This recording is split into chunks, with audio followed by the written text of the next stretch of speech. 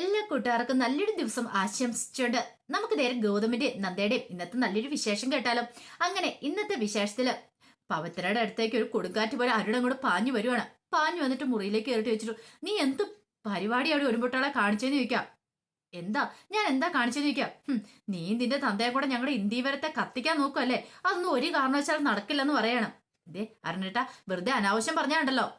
പിന്നെ അനാവശ്യമല്ലാതെ പിന്നെ എന്താടി ഞാൻ പറയേണ്ടതെന്ന് ചോദിക്കുക. എന്ത് പരിപാടിയാണ് കാണിച്ചു വെച്ചിരിക്കുന്നത്? ഞാൻ സ്ത്രീധനത്തിന് പേര് നിന്നെ ഉപദ്രവിക്കുന്നുണ്ട്, അല്ലെങ്കിൽ നിന്നോട് മോശമായിട്ട് പെരുമാറുന്നുണ്ടെന്ന് പോലും. അതെ, അരുണായിട്ടാണ് പറഞ്ഞില്ലേലും ഇവിടെ വേറെ പലരും കുത്തും കോളും വെച്ച് ഓരോന്നൊക്കെ പറയുന്നുണ്ട്. പിന്നെ അതൊക്കെ കേട്ടോണ്ട് ഞാൻ എത്ര കാലമായെന്നറിയാം ഇവിടെ വന്നന്ന് മുതൽ ഞാൻ കേൾക്കാൻ തുടങ്ങിയതാന്ന് പറയാം. ഇതേ പവിത്ര വെറുതെ കള്ളത്തരം പറയലെന്ന് പറയണം. കള്ളത്തരം ഒന്നും അല്ല പറഞ്ഞ, ഞാൻ ഉള്ള കാര്യമാണ് പറഞ്ഞ്. എന്നാലും ഇത് നിന്റെ അച്ഛനെന്ന് പറയുന്ന ആ ദുഷ്ടൻ എങ്ങനെ ഇങ്ങനെ പെരുമാറുന്നു? ഇത്രയും കാലമായിട്ട് അയാള് ഇന്ന് വരെ ഇങ്ങോട്ട് കയറി നോക്കിയിട്ടില്ല, തിരിഞ്ഞു നോക്കിയിട്ടില്ല. എന്നിട്ട് ഇപ്പൊ അയാൾക്ക് പണം വേണം പോലും. അതും നീ ഇവിടെ കിടന്ന് കഷ്ടപ്പെടുന്നതിന്. എടി, കല്യാണം കഴിച്ചുവിട്ട് ഭർത്താവിന്റെ വീട്ടിലേക്ക് വന്നിട്ടുണ്ടെങ്കിൽ ഭാര്യമാർ അവിടുത്തെ ജോലി ചെയ്യുന്നതിന് അച്ഛന്മാരും ഒന്ന് പണം ചോദിക്കുകയാണ് ചെയ്യുന്നതെന്നൊക്കെ ചോദിക്കുക. ഇത് കേട്ട് കഴിഞ്ഞപ്പോ പവിത്ര പറഞ്ഞു, അതെ ഒരു കാര്യം ഞാൻ പറഞ്ഞേക്കാം, വെറുതെ ഒന്നുമല്ല എന്റെ അച്ഛൻ വന്നേ.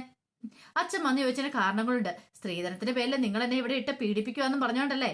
അത് സത്യമല്ലേ ഞാൻ പറഞ്ഞേ, അതിന്റെ പേരിലാന്ന് പറയാം. ദേ പവിത്രേ, നിനക്കിത് എന്ത് പറ്റി? അരുണാണ് സങ്കടം കൂടെ വരാൻ തുടങ്ങി. നീ ഇങ്ങനെയൊന്നും ആയിരുന്നില്ലല്ലോ, നിനക്ക് ഇങ്ങനത്തെ സ്വഭാവം ഇല്ലായിരുന്നല്ലോ, നീ അമ്മയും ചക്കര അടയും പോലെ ഇരുന്നല്ലേ, പെട്ടെന്ന് ഇത് എന്ത് പറ്റിയെന്ന് ചോദിക്കുക നിനക്ക്. ദേ നിന്റെ മനസ്സിൽ വേറെന്തേലും ഉണ്ടോ നീ അരുണേട്ടനോട് തുറന്നു പറ. എന്റെ മനസ്സിലൊന്നുമില്ല. എങ്ങനെയാലും ഈ പ്രശ്നം ഒന്ന് സോൾവ് ചെയ്യാനായിട്ടേ, സോൾവ് ചെയ്യണമെങ്കിൽ അച്ഛൻ പറഞ്ഞ പണം കൊടുക്കണം. അത് മാത്രം ഞാൻ നോക്കിയിട്ട് സൊല്യൂഷനുള്ളൂ. അതിനെന്തേലും ചെയ്യാൻ പറ്റുമോ നോക്ക്, അല്ലാതെ എന്നോട് പറഞ്ഞിട്ട് ഒരു കാര്യമില്ലെന്ന് പറഞ്ഞിട്ട് പവിത്ര അങ്ങ് പോവാണ്. ആകെപ്പാടെ പെട്ടുപോയ അവസ്ഥയായിപ്പോയി അരുണിന്. എന്ത് ചെയ്യണമെന്നറിയില്ല. ആ സമയം സജയനും സോളമനും മദ്യവെച്ചുകൊണ്ടിരിക്കുകയാണ്. അപ്പോഴാണ് രത്നാകരൻ അങ്ങോട്ട് വരുന്നത്. രത്നാകരനെ കണ്ടും സജയൻ പറഞ്ഞു, അതെ ഈ സോളമൻ പറയുന്നത് എന്താണെന്നറിയോ, രത്നാകരൻ ചേട്ടനെ കൊണ്ട് ഒന്നിനും പറ്റത്തില്ലെന്ന്. കാരണം ഇന്ത്യവരത്തിൽ പോയി ഒരു പ്രശ്നം ഉണ്ടാക്കിയിട്ട് ഒരു പക്ഷേങ്കില് അവിടുന്ന് മോളെ വിളിച്ചിറക്കൊണ്ട് വരാനൊന്നും രത്നാകരൻ ചേട്ടന് പറ്റില്ല എന്നാ പറയണേ. ഇത് കേട്ട് കഴിഞ്ഞപ്പോഴത്തേനും രത്നാകരൻ പറഞ്ഞു, ആഹാ അവൻ അങ്ങനെ പറഞ്ഞോ? പക്ഷെ സജയൻ പറഞ്ഞു, ഞാനത് വിശ്വസിച്ചിട്ടില്ല എന്ന് പറയണം. എനിക്കറിയാലോ. അതാണ് അതാണ് സജയൻ എന്നെ അറിയാം, പക്ഷെ സോളമൻ എന്നെ അറിയത്തില്ലോ, അതുകൊണ്ട് അവൻ അങ്ങനെ പറഞ്ഞെന്ന് പറയാം. ഈ സമയം സജയൻ മനസ്സിൽ പറയാം, നിങ്ങളെ എനിക്കറിയാവുന്ന പോലെ വേറെ ആർക്കും അറിയില്ലല്ലോ, താനൊരു ചതിയനാന്നുള്ള കാര്യം ഞാൻ മുൻപേ അറിഞ്ഞിട്ടുള്ള കാര്യമല്ലേ, പിന്നെയാണോ? ഈ സമയം രത്നാകരൻ പറഞ്ഞു, അതെ ഞാൻ പോയ കാര്യങ്ങളൊക്കെ ഓക്കെ ആയിട്ടുണ്ട്, അധികം വൈകാതെ തന്നെ ഇതേ പവിത്രനെ സജയന് കിട്ടും, പിന്നെ നമ്മൾ ഉദ്ദേശിച്ച പോലെ തന്നെ കാര്യങ്ങളൊക്കെ നടക്കുമെന്ന് പറയാണ്. ഇങ്ങനെ സംസാരിച്ചുകൊണ്ടിരിക്കുന്ന സമയത്ത് സോളം പറഞ്ഞു, ഞാൻ എന്നേ വാഷ്റൂമിൽ പോയിട്ട് വരട്ടെ എന്ന് പറയണം. ശരിയെന്ന് പറയണം. അങ്ങനെ അയാൾ അങ്ങോട്ട് എഴുന്നേറ്റ് പോയി കഴിഞ്ഞപ്പോൾ അയാളുടെ പോക്കറ്റിൽ ഒരു കാർഡ് അങ്ങോട്ട് ചാടുവാണ്. ഈ സമയം രത്നാകരൻ അത്തേലേക്ക് നോക്കി. പിന്നീട് സജനോട് ഞാൻ കാർഡ് എടുക്കാൻ പറയണം. ആ കാർഡ് എടുത്ത് നോക്കി. ഒരു ഐ ഡി പ്രൂഫ് ആയിരുന്നത്. അത് നോക്കിക്കഴിഞ്ഞപ്പോഴത്തേനും ഒരു നിമിഷം സജയൻ ഒന്ന് ഞെട്ടി. പെട്ടെന്ന് സജയൻ പറഞ്ഞു, ഇയാൾ പോലീസിലായിരുന്നോ? ഇപ്പൊ എങ്ങനെയുണ്ട്? നിന്റെ കൂട്ടുകാരനെന്നല്ലേ പറഞ്ഞ? അതെ, ഇയാൾ പോലീസിലാന്നുള്ള കാര്യം നിനക്ക് മനസ്സിലായാലും ചോദിക്കും. ഇല്ല, എനിക്ക് ആ കാർഡ് അവിടെ കിടക്കുന്ന കണ്ടപ്പോഴേ മനസ്സിലായി. അയാളത് അറിയാതെ അയാളുടെ പോക്കറ്റിൽ നിന്ന് വീണ. എടോ, അവൻ മനഃപൂർവ്വം നിന്നെ ചതിച്ചോണ്ടിരിക്കുക. പോലീസിലാന്നുള്ള കാര്യം അവൻ മറച്ചു വെച്ചു. നിന്നോട് അവൻ അതിനെക്കുറിച്ച് പറഞ്ഞാലും ചോദിക്കില്ല. ഒന്നും പറഞ്ഞില്ല. നിന്റെ കൂട്ടുകാരനാന്നല്ലേ പറഞ്ഞേ? എന്റെ കൂട്ടുകാരനാന്ന് പറഞ്ഞിട്ടുണ്ട്, പക്ഷെ പോലീസിലാന്നും പറഞ്ഞില്ല. എടാ സജയ, നീ ജയിലിൽ നിന്ന് ഇറങ്ങി കഴിച്ചപ്പോ നിന്നെ നോക്കാനായിട്ട് ഷാഡോ പോലീസ് വന്നിരിക്കുന്നതാടാ. അത് അവനെ നീ സൂക്ഷിക്കണം. മിക്കവാറും ഇതോടുകൂടി നമ്മുടെ കാര്യത്തിൽ ഒരു തീരുമാനമായെന്ന് പറയണം. ഇത് കേട്ടിപ്പോ എന്ത് ചെയ്യണമെന്ന് അറിയില്ലാതെ സജയൻ ആകെപ്പാടെ വെപ്രാളപ്പെട്ടിരിക്കുക. പിന്നീട് ലക്ഷ്മി അമ്മയും മഹേശ്വരനും മോഹിനിയൊക്കെ സംസാരിച്ചുകൊണ്ടിരിക്കുകയാണ്. അപ്പോഴേക്കും അങ്ങോട്ട് പവിത്ര വന്നു. പവിത്രയെ കണ്ടതും മോഹിനി പറഞ്ഞു, എന്നാലും നിനക്ക് എങ്ങനെ ഈ ചതി ചെയ്യാൻ തോന്നിടി? നീ ഇത്രയ്ക്ക് ക്രൂരയായ സ്ത്രീയായി പോയോ? നിന്നെ എന്നാടി ഞാൻ പീഡിപ്പിച്ചിട്ടുള്ള സ്ത്രീധനത്തിന്റെ പേര് പറഞ്ഞ് എന്തെങ്കിലും പറഞ്ഞിട്ടുണ്ടോ എന്ന് ചോദിക്കാം. ഇത് കേട്ടപ്പോൾ ലക്ഷ്മിയമ്മ എഴുന്നേറ്റ് ഇരുന്ന് ചോദിച്ചു, പവിത്ര മോളെ എന്തായി കേൾക്കുന്നൊക്കെ? നിന്നെ ഇങ്ങോട്ട് കല്യാണം കഴിപ്പിച്ച് വിട്ടുന്നതിന്റെ പേരില് അച്ഛൻ വന്ന് പണം ചോദിക്കുക, പിന്നെ ഇതുപോലത്തെ പ്രശ്നങ്ങളൊക്കെ ഉണ്ടാക്കുക. എന്നാ ഞങ്ങൾ ആരെങ്കിലും നിന്നോട് പണത്തിന്റെ കാര്യം ആവശ്യപ്പെട്ടിട്ടുണ്ടോ? സ്വർണത്തിന്റെ കാര്യം ആവശ്യപ്പെട്ടിട്ടുണ്ടോ? ഇതൊന്നും പറഞ്ഞിട്ടില്ലോ. ലക്ഷ്മിയമ്മ ചോദിച്ചിട്ടില്ലായിരിക്കും, പക്ഷെങ്കിൽ ഇവിടെ വേറെ പലരും ഒളിഞ്ഞും തെളിഞ്ഞും ഒക്കെ എന്നെ കുറ്റം പറയാറുണ്ട്. നീ നിന്റെ വീട്ടിൽ നിന്ന് എന്താ കൊണ്ടുവന്നത് അങ്ങനെയൊക്കെ ചോദിച്ചോണ്ട് വന്ന കാലം മുതലേ കേൾക്കാൻ തുടങ്ങിയതാ. ശരിക്കും പറഞ്ഞാൽ അതൊക്കെ തന്നെയല്ലേ ഈ സ്ത്രീ പീഡനം എന്ന് പറഞ്ഞിട്ടുണ്ടെങ്കിൽ. ഇത് കൂടുതൽ എന്താ വേണ്ടതെന്ന് ചോദിക്കുകയാണ് തെളിവുകളൊക്കെ. ഇത് കേട്ടത് മഹേശ്വരൻ പറഞ്ഞു, പവിത്രയുടെ ഉദ്ദേശം എന്താ? എനിക്കൊന്നും മനസ്സിലാവുന്നില്ല. പവിത്ര പറഞ്ഞു, എനിക്ക് പ്രത്യേകിച്ച് ഉദ്ദേശമൊന്നുമില്ല, അച്ഛൻ വന്ന് ചോദിച്ച് പണം കൊടുക്കണം, അത്രേ ഉള്ളൂ. ഓഹോ, അപ്പൊ അച്ഛൻ വന്ന് പണം ചോദിക്കും. എടി നാണം ഉണ്ടോടി, ഇത്രയും കാലമായിട്ട് ഒരു പട്ടിക്കുറുക്കം പോലും ഇങ്ങോട്ട് കയറി വന്നിട്ടില്ല.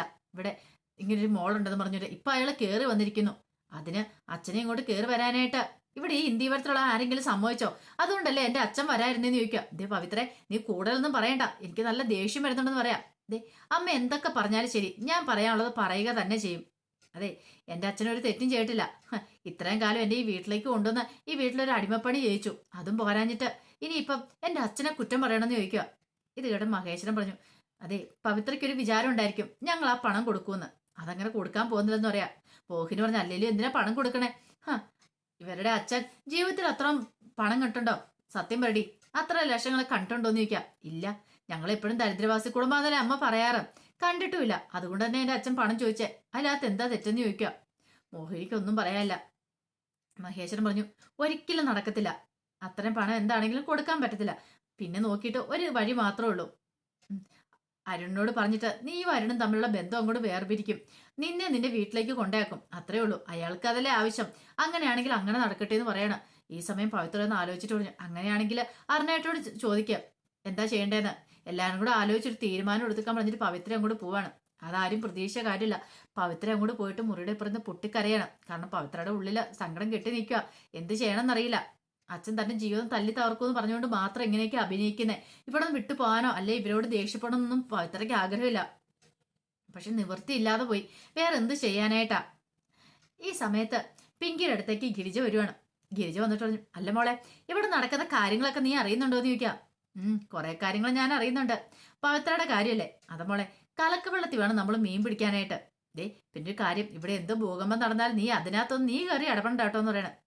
ഇല്ല ചിറ്റെ, ഞാൻ അതിനകത്തൊന്നും കയറി ഇടപെടാൻ പോകുന്നില്ലെന്ന് പറയാം. ചിറ്റ പറഞ്ഞുകൊണ്ട് ഞാൻ ഒന്നിലും ഇടപെടാൻ പോകുന്നില്ലെന്ന് പറയണം. അതെ, ഈ സമയത്ത് വേണം നമുക്ക് നമ്മുടേതായ കാര്യങ്ങളൊക്കെ നടത്താനായിട്ട്. എന്ത് കാര്യം? നീ ഒന്നുകൂടെ ആലോചിക്കുക. നീ മറ്റേ ധനുഷ്കോടിയിലും രാമേശ്വരത്തൊക്കെ പോകുന്ന കാര്യം പറഞ്ഞില്ലായിരുന്നു ഗോതമ്പിനെ കൊണ്ട്. ഇപ്പോഴാണ് അതിന് പറ്റിയ സമയം. നീ ഒരു കാര്യം ചെയ്യ, അവനെ വിളിക്കാൻ പറയണം. എന്നിട്ടോ അവനെ വിളിച്ച് പോകുന്നതിനെ കുറിച്ച് സംസാരിക്കുക. അതിപ്പോ വിളിച്ചാൽ ശരിയാവോ? ഇപ്പൊ വിളിച്ചാൽ എന്താ കുഴപ്പം? നീ വിളിക്കാൻ പറയണം. അങ്ങനെ പിങ്കിനെ കൊണ്ട് വിളിപ്പിക്കണം. പിങ്കി ഗോതത്തിനെ വിളിക്കണം. ഗൗതം വിളിച്ചു. ഗൗതം പെട്ടെന്ന് ചോദിച്ചു, എന്താ പിങ്കി, എന്തെങ്കിലും പ്രശ്നമുണ്ടോ അവിടെ? ഇവിടെ എപ്പോഴും പ്രശ്നങ്ങളല്ലേ ഉള്ളൂ. പ്രശ്നം തീർന്ന സമയമില്ലോ എന്ന് പറയണം. അല്ല ഇപ്പോഴെന്താ പുതിയ പ്രശ്നം? എന്താ ഇത്? പുതിയ പ്രശ്നമൊന്നുമല്ല, ഇത് എന്റെ കാര്യം എന്ന് പറയണ. നിന്റെ കാര്യമോ? നിനക്കെന്താ കുഴപ്പം? അതെ, ഞാനൊരു കാര്യം പറഞ്ഞിട്ടുണ്ടായിരുന്നു, ധനുഷ്കോടി പോകുന്ന കാര്യം. അതെങ്ങനെയാ? അതിനെക്കുറിച്ച് തീരുമാനിച്ചോ? എത്രയും പെട്ടെന്ന് തന്നെ പോണെന്ന് പറയണം. കുഞ്ഞു വയറ്റിൽ കിടന്ന് വളർന്നുകൊണ്ടിരിക്കുക. കുഞ്ഞു പുറത്തു വരുന്നതിന് മുമ്പ് എനിക്ക് പോണത് പറയാം. ഇത് കേട്ട് കഴിഞ്ഞപ്പോഴത്തേനും ഗൗതം പറഞ്ഞു, സമയമുണ്ടല്ലോ. അതൊന്നും ഇല്ല ഗൗതം, ഇനി സമയമൊന്നും ഇല്ല, പോയാൽ മതിയാവുള്ളൂ. എത്രയും പെട്ടെന്ന് തന്നെ പോണെന്ന് പറയണം. ഇത് കേട്ട് കഴിയുമ്പോൾ ഗൗതം പറഞ്ഞു, ശരി ശരി നീ വെക്ക, ഞാൻ ആലോചിച്ചിട്ട് പറയാന്ന് പറയണം. അങ്ങനെ ഗൗതം വെക്കുക. ഈ സമയം പിങ്കിയുടെ അടുത്തുനിന്ന് ഗിരിജ പറഞ്ഞു, കുഞ്ഞ് വയറ്റിൽ നിന്ന് ഒഴിവാകുന്നോടെ മര്യ നിനക്ക് ഇങ്ങനെയൊക്കെ പറയാൻ പറ്റുള്ളൂ. അത് കഴിഞ്ഞ പിന്നെ അറിയാലോ, അതിനുള്ളിൽ തന്നെ നീ നേടിയെടുക്കാനുള്ള കാര്യങ്ങളൊക്കെ നേടിയെടുക്കണമെന്ന് ഗിരിജ പിങ്കിനെ ഉപദേശിക്കുകയാണ്. ആ സമയത്ത് ഗൗതത്തിന് എന്ത് ചെയ്യണമെന്ന് അറിയത്തില്ല. വല്ലാത്തൊരു മാനസികാവസ്ഥയപ്പോ. ഇവിടെ ഒരു ഊരാക്കുടുക്കായിട്ട് മാറിക്കൊണ്ടിരിക്കുകയാണല്ലോ. എങ്ങനെ ഇതിൽ നിന്ന് രക്ഷപ്പെടാൻ പറ്റും? അങ്ങനെ ആലോചിച്ചിട്ടിരിക്കുന്ന സമയത്താണ് ഒരു കോള് വരുന്നേ.